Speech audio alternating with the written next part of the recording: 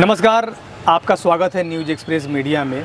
हमारे सीरीज़ में जैसे हम लोगों ने पहले ही बता दिया कि एक हम लोगों ने शो चालू किया है जिसका नाम है एक्सप्रेस टॉक। इस एक्सप्रेस टॉक के माध्यम से हम लोग जनमानस को ये बताना चाहते हैं कि शिक्षा के क्षेत्र में जो लोग हैं या अध्यात्म के क्षेत्र में हैं, चिकित्सा के क्षेत्र में हैं, या जो कुछ ऐसे पर्सनालिटी हैं जो डिफरेंट वर्सेटाइल पर्सनालिटी का कॉन्सेप्ट रखते हैं, इसी परिप्रेक्ष्य में आज हमारे साथ एक योग, अध्यात्म, औषधि के बारे में अच्छी जानकारी रखने वाले हैं जो बगल में हमारे हैं योगेश देव पांडे जी। नमस्कार। आज इनसे जानकारी लेंगे कि आज पहले के होता क्या था कि मधुमेह, जिसको हम लोग डायबिटीज़ कहते हैं, ये विदेशी रोग हुआ करता था।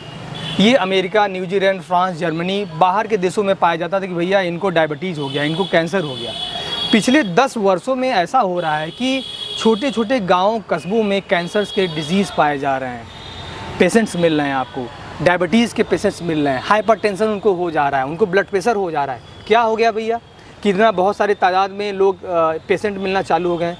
इसके पीछे क्या कारण है, हम आज इस विषय पर चर्चा करेंगे योगेश जी से कि ये हमारे दर्शकों को बताएं कि क्या कारण है कि ये रोग जो विदेशी रोग हुआ करते थे, जो फॉरेन कंट्रीज में हुआ करते थे, आज हमारे देश में ऐसा क्यों हो रहा है और क्यों हो रहा है, इससे क्या बचाव हो सकता है। इन सारी चीज़ों पे आज मैं योगेश जी से पूछना चाहूँगा। योगेश जी, क्या है, आप हमारे दर्शकों को बताएं। सर्वप्रथम मैं आप सबको नमस्कार करता हूं, सादर नमस्कार। जहां पर आयुर्वेद शास्त्र की बात की जाए मधुमेह को लेकर के, मधुमेह आयुर्वेद में मधुमेह शब्द से जाना जाता है, प्रमेह कहा गया उसके बारे में, और उसके बारे में बहुत सारे श्लोकों का वर्णन है जो श्लोकबद्ध है। यह जो है आज की आधुनिक चिकित्सा प्रणाली के साथ बिल्कुल भी मैच नहीं कर रहा है।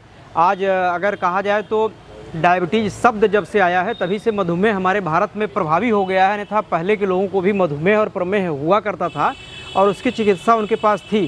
पूरा चैप्टर पड़ा हुआ है, शुश्रुत बागभट्ट, माधव निदान और चरक इत्यादि बहुत सारे ऐसे ऋषि रहे हैं जिन्होंने पहले ही अपने चिकित्सा शास्त्र में, जब संसाधन संपन्न नहीं थे, उन्होंने इसका विशद वर्णन कर रखा है और उन्होंने हमारे मधुमेह का विशेष कारण बताया कि केवल और केवल रहन सहन, खान पान और दैनिक दिनचर्या का अभाव है, जिसके कारण हम उस नियमावली का जो स्वास्थ्य नियमावली है उसका हम ठीक से पालन नहीं कर पा रहे हैं, जो एक मधुमेह का विशेष कारण है। जैसे आयुर्वेद में एक माधव निदान ग्रंथ है, बहुत विशद वर्णन करता है मधुमेह के बारे में, और यहाँ पर हमें मिलता है माधवाचार्य जी के द्वारा कि उन्होंने कहा कि ऐसा सुख लिया जाए जो निद्रा में भी बहुत आरामदायक हो।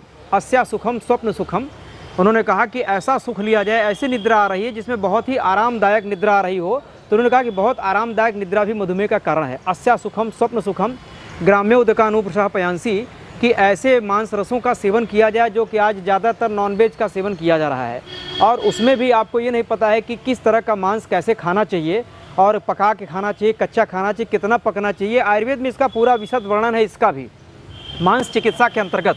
लेकिन जहाँ पर इन चीज़ों की अनहोनी हो रही है, आप अनूप मांसों का जंगलों में जाकर के मारते थे लोग, प्रयास करते थे, और आज आप बाज़ारों में किस तरह से मांस का सेवन कर रहे हैं उसका भी विधान देख लीजिए। और वहाँ पर आयुर्वेद क्या कहता है, तो वह भी मधुमेह का बहुत बड़ा कारण है कि वनस्पतियों से आपका कोलेस्ट्रॉल नहीं संग्रहित होता है। जहाँ भी कोलेस्ट्रॉल बनता है तो डेयरी प्रोडक्ट हैं, और मांसाहार जो है जहाँ पर भी अगर सेवन हो रहा है तो वहाँ कोलेस्ट्रॉल होगा। जब कोलेस्ट्रॉल लेवल का होगा तो वहाँ पर बीमारी के और कारण बनेंगे। एक चीज़ ये भी देखा जा रहा है कि पहले क्या होता था कि डायबिटीज़ के लिए एक एज फैक्टर होता था। हाँ, कि 40-45 साल के लोग जब हो जाते थे तो उनको डायबिटिक होते थे वो।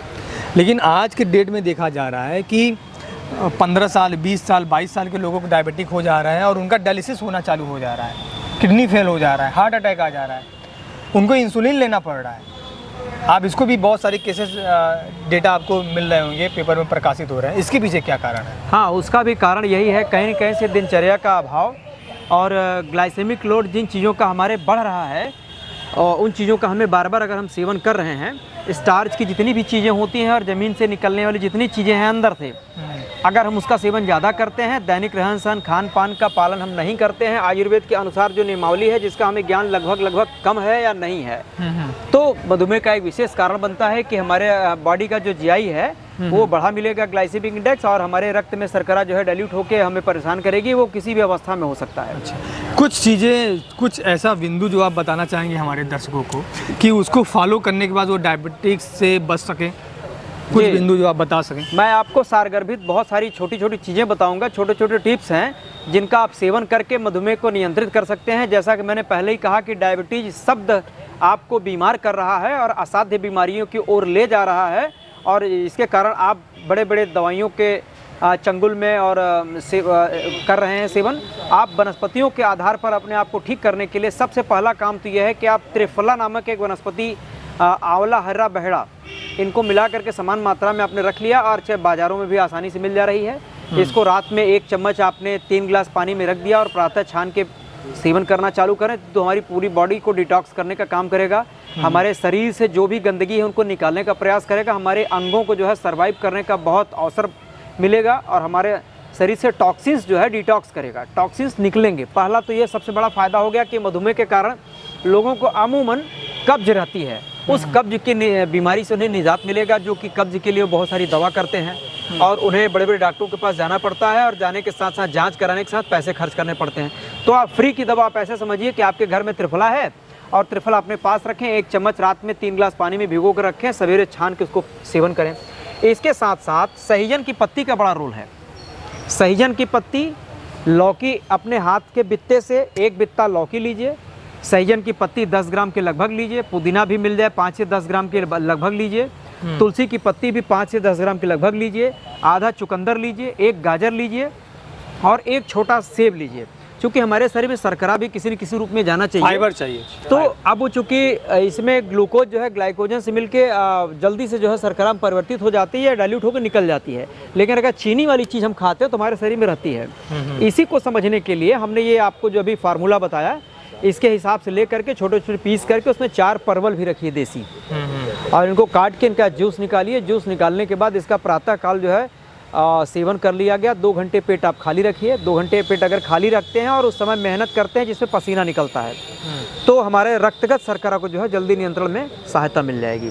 तो इस तरह के 1-2 टिप्स और भी हैं, इसका सेवन कर सकते हैं, जो कि दैनिक रहन सहन पान। चलिए उसको नेक्स्ट सेशन में हम लोग और विस्तृत रूप से एक सेशन ही रखते हैं कि किस तरीके से आप डायबिटिक ना हो और डायबिटीज़ से बच सकें। ये जो कोई रोग नहीं है, ये इसको एक तरीके से ब्रांडिंग कर दिया गया है कि ये रोग है, इसको सुधारा जा सकता है, इसको सही किया जा सकता है।